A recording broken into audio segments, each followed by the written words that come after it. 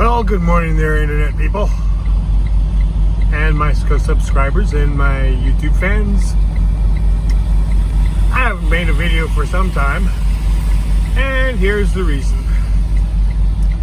On the 23rd of December, I woke up in the wee hours of the morning, sometime around 1:30, to a frigid apartment, as in freezing cold, and no power, no water, no heat, and no elevator access. Turns out that someone tried to break into the top parking level stairwell, and so they got through the first door, but they couldn't get through the gate that they put in to prevent exactly that from happening. It was freezing cold outside, so I'm guessing that whoever did this was trying to get warm and figured the stairwell would provide them some kind of comfort, because it was really cold. I mean, it was very, very cold. Anyway, they left the door that they broke open, and the fire department standpipe froze and broke and flooded the elevator shafts, the stairwell, the parking garage, and the electrical room. Consequently, that's why we all had no power and no elevator and no heat.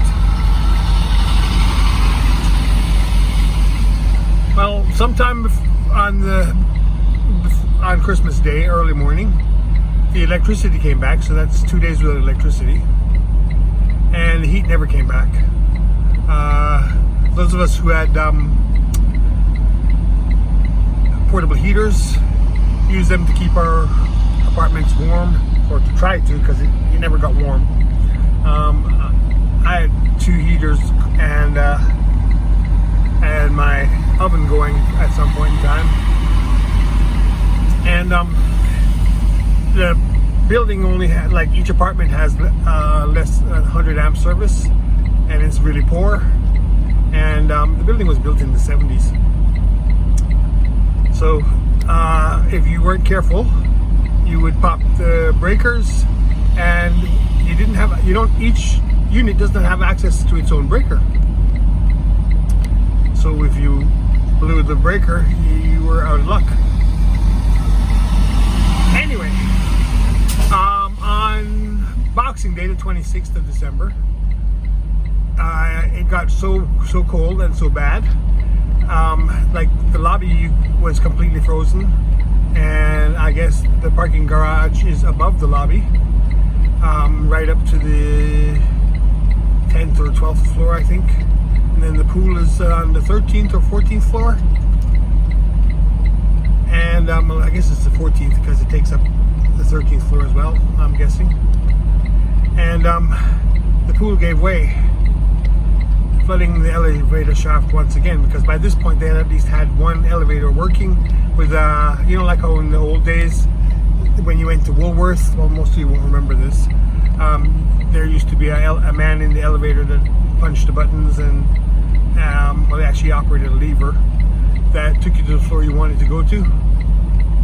Well, so they had a man in the elevator, and you call the cell phone number, and he would come to your floor and get you and take you down to where you wanted to go. Well, that on the 26th went bye-bye, because the shaft flooded again and there was no more elevator. The Calgary Fire Department came along and closed the building down and told the owners of the building that they had to relocate all the tenants. Well, tenants probably wouldn't have gone anywhere if they hadn't paid for the hotels that they put us up in. But they only paid for the first 2 days and told you to get in touch with your insurance company. Well, I have insurance, but I'm calling them. I was told that my deductible was $500 and that I had to pay for everything in advance, and they would refund me if it qualified. It turns out that a lot of things didn't qualify, like the food that I would need to eat, and really all they would pay for was a hotel. And the building people, the people that own the building, said, well, you'd be back in on the 31st. That was the first promise date. Then it moved to the 5th, and then it moved to the 10th, and then it stopped moving. To date, we are currently still all over the place. So I decided that I would just sort of get in my truck and go to work. That was probably a good idea, but I have had several trips and not one of them has been uneventful. So here I am making this video as I'm stuck on the Yellowhead Highway. The road is a sheet of ice. Well, it was a sheet of ice. It's somewhat less of a sheet of ice now, but I am so far off the side of the road that I cannot go anywhere anyway.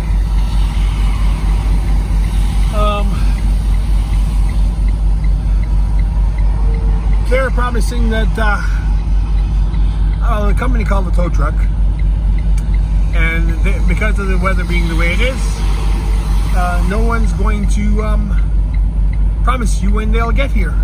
So let's wait and see. The trip before this one, I had a blowout, a tire blowout, and the trip before that one, it was several different things that made a 10-hour trip 24 to 36 hours. Yeah, I'm not having fun. 2022 really sucks thus far, and I guess anyway, I'm going to call this one quits. It's the longest one I've ever made.